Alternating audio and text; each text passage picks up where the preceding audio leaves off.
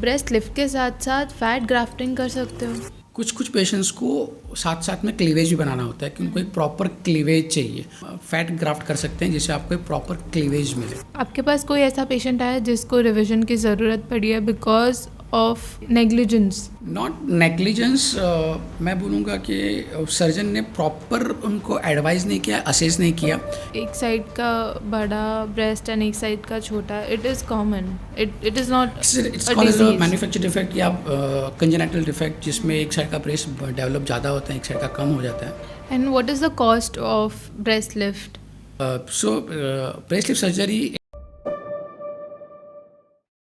So breast lift surgery, once you have done the surgery, उसके बाद after some time your age changes, you might get pregnant और wait में changes आते हैं, तो उसकी वजह से रिजल्ट में चेंजेस आ सकता है? डेफिनेटली, क्योंकि जैसे जैसे एज होती है हमारी स्किन की इलास्टिसिटी बहुत कम हो जाती है, तो आपकी स्किन की जो ब्रेस्ट को होल्ड करने की कैपेसिटी वो कम हो जाती है। साथ में हम फैट लॉस होता है, आपकी मसल लॉस होते हैं, बोन लॉस होता है, तो डेफिनेटली वो आपकी ब्रेस्ट साइज़ या शेप में ड्रोपीनेस आएगी। विथ एज ये सर्टनली आना ही है।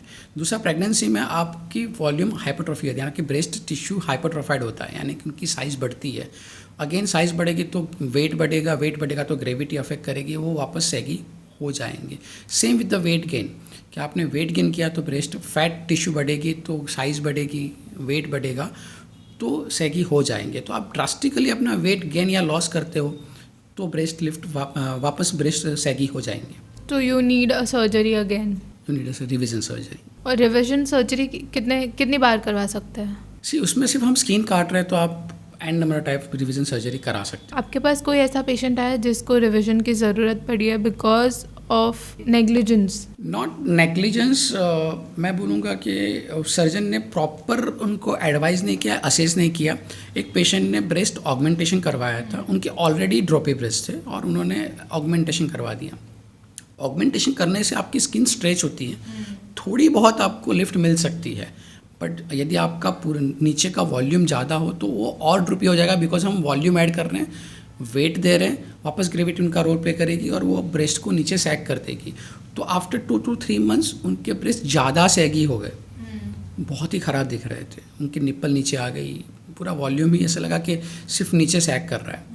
तो फिर हमको उसमें वापस ब्रेस्ट लिफ्ट सर्जरी करनी पड़ी। And then the augmented part was removed? No, augmentation was there, but the implant was there. Just we remove the skin and lift the breast. So implant उस प्रॉपर जगह पे बैठा तो उनको एक परकियर round and firm breast मिले। और क्या कॉम्प्लिकेशंस होते हैं सर्जरी के? सर्जरी अपने एनेस्थीसिया का रिस्क होता ही है, हर पेशेंट में वो मिनिमल होता है। दूसरा, हम स्टिच ले रहे हैं तो स्टिच इन्फेक्शन, वुंड इन्फेक्शन हो सकता है। ज़्यादा डिसेक्शन यानी हमने स्किन को ज़्यादा एक्सरसाइज कर दिया तो आपका स्कार बहुत ही वाइड स्प्रेड हो सकता है, क्योंकि हमने टेंशन में सूचर्स ले लिए। एंड अगेन आपने प्रॉपर फर्मनेस या प्रॉपर टाइटनिंग नहीं किए तो आपके ब्रेस्ट वापस ड्रूपी या सैगी हो जाएंगे। तो दीज आर द कॉम्प्लिकेशंस।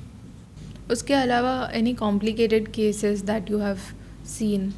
या other than this augmented breast, एक पेशेंट में स्किन ज़्यादा काटती थी, बहुत ज़्यादा काटती, तो जब उनको स्कार फर्मली प्रॉपर बंद नहीं कर पाए तो एक बड़ा सा वर्टिकल स्कार आ गया ऑलमोस्ट 2 सेंटीमीटर का। सो वो स्कार को फिर वापस सीरियली एक्सरसाइज करके हमको वापस एक रिफाइंड स्कार देना पड़ा। आप प्रॉपर असेस नहीं करोगे, स्किन को ज़्यादा काट दोगे, कितना लिफ्ट करना है ये प्रॉपर प्लान नहीं करोगे, तो ये सब complication like scarring is a major complication, बहुत गंदा दिखता है बाद में। ऐसे कितने पेशेंट्स होंगे जिनको मोस्टली ऐसे स्कार्स आते हैं because of negligence of the doctor, और may be they are not going to the correct doctor?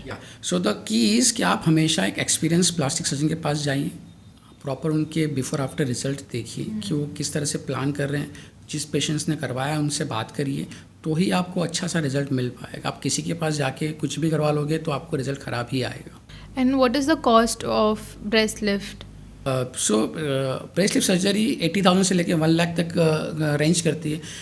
ये कॉस्ट बढ़ भी सकती है आप यदि इसमें कुछ एसेसरी प्रोसीजर कराओ, यानी आप ब्रेस्ट रिडक्शन कराओ या फिर ऑगमेंटेशन कराओ, तो इसकी प्रोसीजर के चार्जेस बढ़ सकते हैं। Does it change with the surgeon, like बहुत एक्सपीरियंस्ड या स्किल्ड है? सर्जन वाइज भी चेंज होता है, कितना एक्सपीरियंस सीनियर सर्जन है, फैसिलिटीज़ पे भी चेंज करते हैं, आप कौन सी सिटी में करा रहे हो उस पर भी डिपेंड करता है। आप कितनी फैसिलिटीज़ डिमांड कर रहे हो, आप उस सब फैक्टर्स हैं प्राइस डिसाइड करने के लिए। आप ब्रेस्ट लिफ्ट के साथ साथ फैट ग्राफ्टिंग कर सकते हो। हाँ, ब्रेस्ट लिफ्ट आपके निप्पल से पोजीशन को चेंज करेगा, आपके ब्रेस्ट को पर्कियर एंड फर्म बनाएगा। कुछ पेशेंट्स को साथ साथ में क्लीवेज भी बनाना होता है कि उनको एक प्रॉपर क्लीवेज चाहिए, तो फिर हम मीडियल साइड यानी कि आपके स्टर्नम के मिड के साइज में हम फैट ग्राफ्ट कर सकते हैं, जिससे आपको एक प्रॉपर क्लीवेज मिले।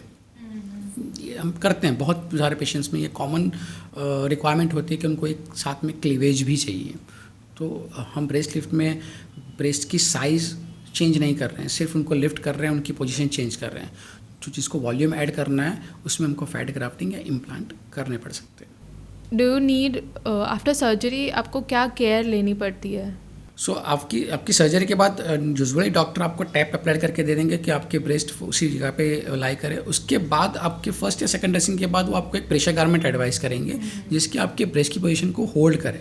आप जब रूटीन एक्टिविटी कर रहे हो, कुछ कर रहे हो, तो वो आपके ब्रेस्ट की मूवमेंट ज़्यादा ना हो, तो आपकी स्कार स्प्रेड नहीं होगा, आपके ब्रेस्ट का वॉल्यूम बराबर रहेगा और आपको एक पोजीशन अच्छा सा लिफ्टिंग मिलेगा।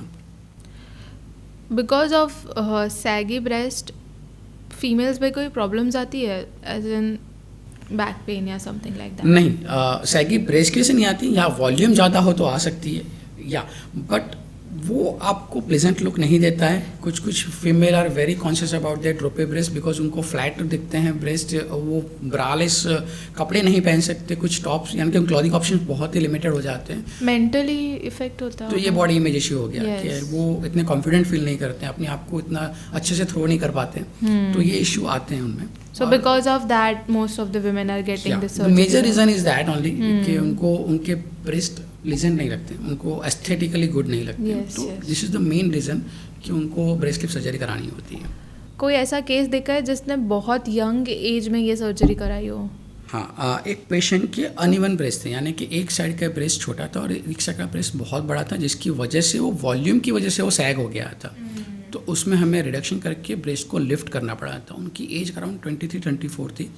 She was looking for marriage and इसकी वजह से वो घबरा रहे थे उनका मैरिज इशू में इशू आएंगे। तो फिर हमने इक्वल वॉल्यूम करके उनको ब्रेस्ट लिफ्ट किया था, एक की साइड ब्रेस्ट लिफ्ट किया था।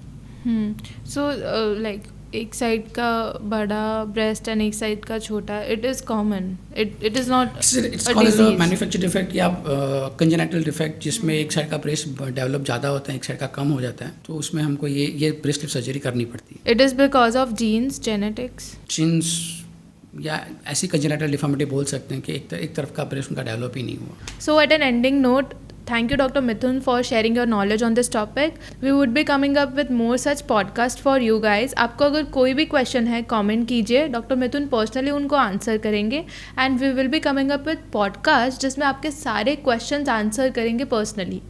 आपको ये वीडियो पसंद आया तो इसको शेयर करो, लाइक करो एंड सब्सक्राइब करो।